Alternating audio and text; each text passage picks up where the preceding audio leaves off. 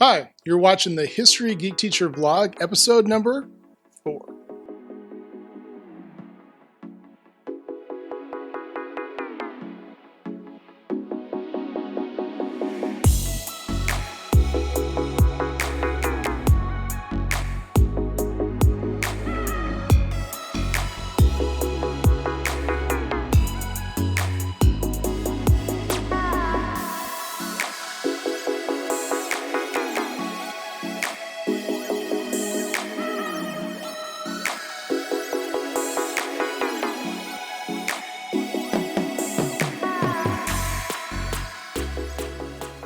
So this past week has been Teacher Appreciation Week. And if you've been on Twitter, if you've been on Facebook, you've seen that a lot of people have shared different experiences of teachers that have meant something to them. So that's what I'm going to do with this episode. I'm going to talk about a couple of teachers that have had a huge impact on my life. So before I begin, quick disclaimer, I have had literally dozens and dozens of amazing teachers throughout my educational career. I've been extremely blessed. When I sat down to think about who I wanted to thank in this episode, I came up with 4 particular names, but I could probably do a 2-hour vlog on all the different teachers that have been a part of my life. So first of all, I just want to say a thank you to every teacher that I've ever had, everyone that has spent time, invested time in me. I very much appreciate it, and I thank you for what you've done for me. So the first teacher I'd like to thank is Mrs. Nancy Twill. Nancy Twill taught math, computers. She's also the librarian at Howells High School, and she happened to be our next door neighbor. Her son Amin was one of my best friends growing up, and she did this crazy thing back in, I believe it was the summer of 1982, 1983.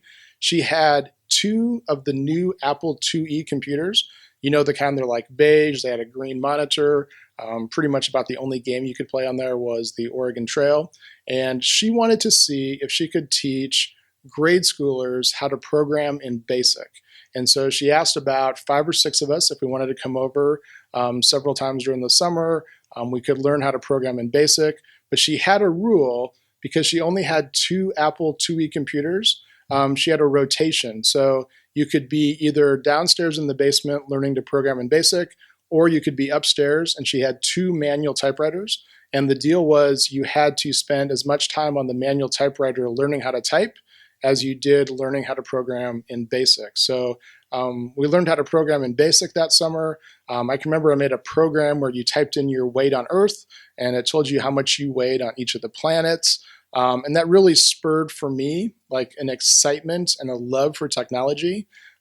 Because of that experience, I started to mow a ton of lawns. I chopped weeds out of soybean fields. I raised as much money as I could so I could buy my own Commodore 64.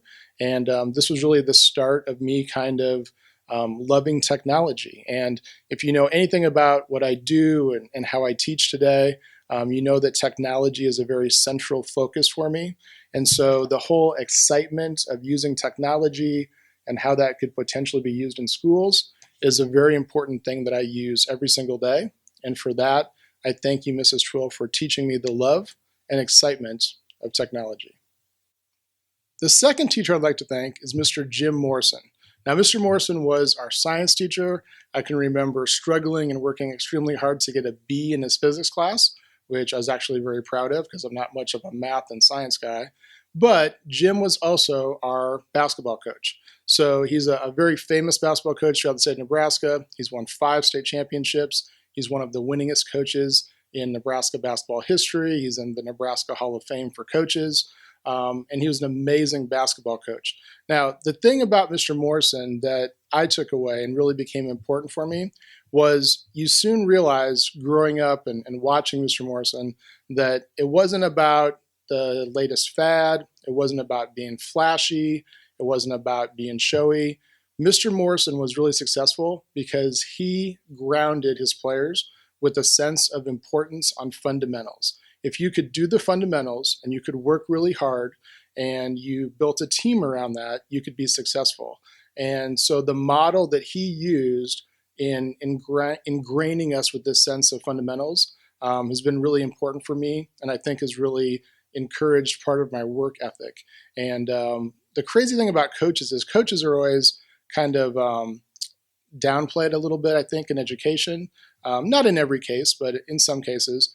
And at the time, when you're an athlete and you're in high school and you're going through the sport, you think that it's all about the sport. When you're in basketball, you think that it's all about them teaching us how to shoot and rebound and, put on a press and those kinds of things. But in reality, none of us are really going to use those specific skills in life. I didn't go on and play in college. I didn't play in the NBA. But the things that he taught me as far as hard work and dealing with a team and, how to overcome obstacles when they come up, those are the things that I take with me all the time.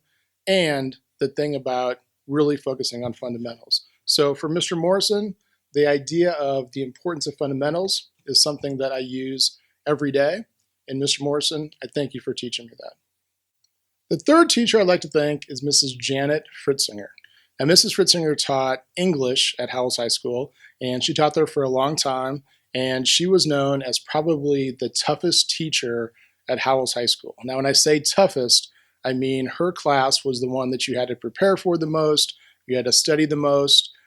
It was a tough, tough class. Now, that being said, everybody also understood that when people came back from college and they talked about their experiences in college, almost every single person that came back said, hey, if you can do well in Mrs. Fruitsinger's English class, you will succeed in college, because her high school class is probably tougher than any class that I had in college.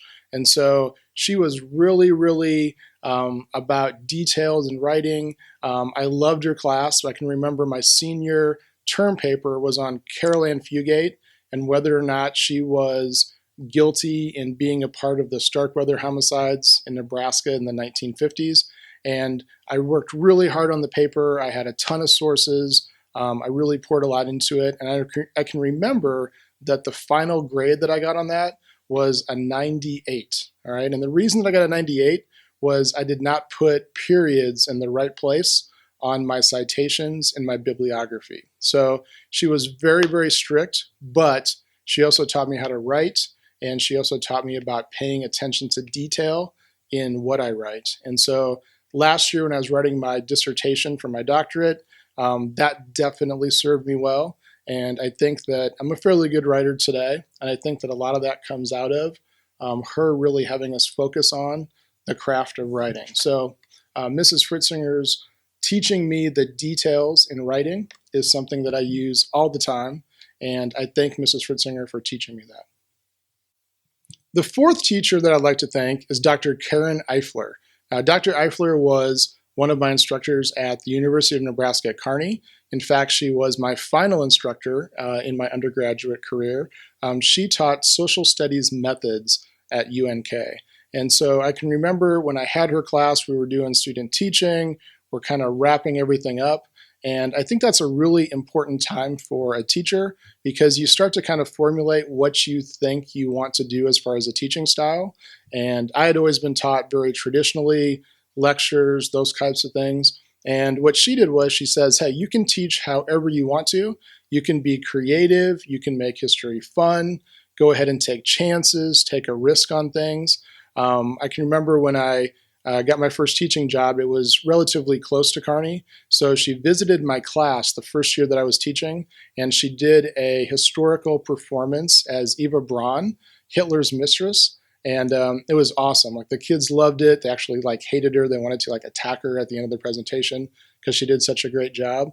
But I think about Dr. Ifleur's class a lot because here I am in my 21st year of teaching, and I honestly don't think that without her class and her basically saying, hey, you have a license to be creative, you have a license to make history fun, I don't know if I would still be in the classroom. And I think about her class all the time, and I think that it's a very important part of my philosophy of teaching.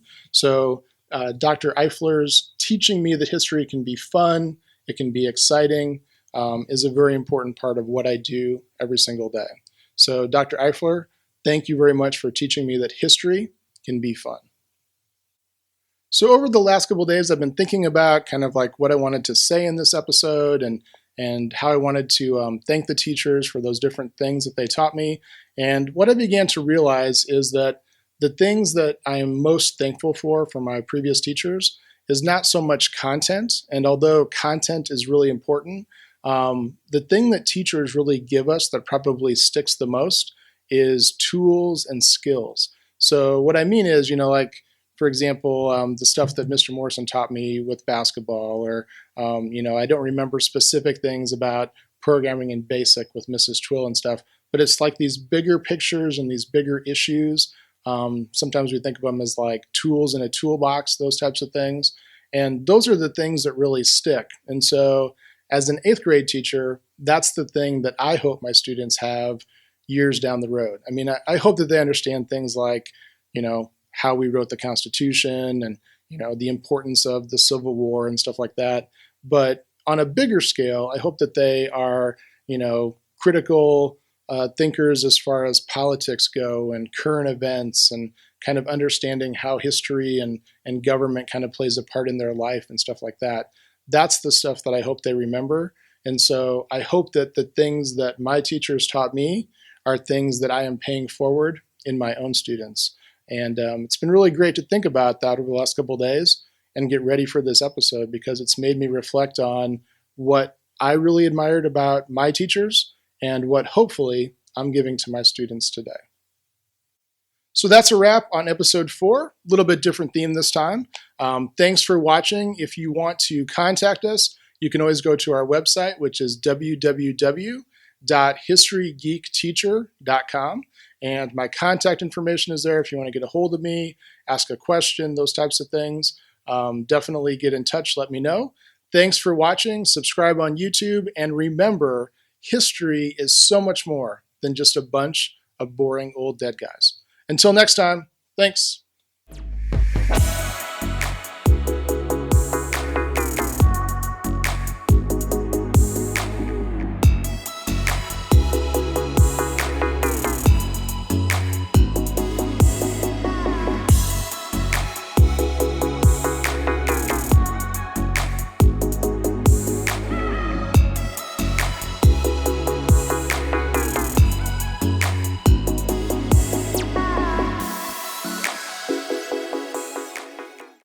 All right, so here is this episode's thrift store find. It is an old game. It's from 1971. It's called Landslide.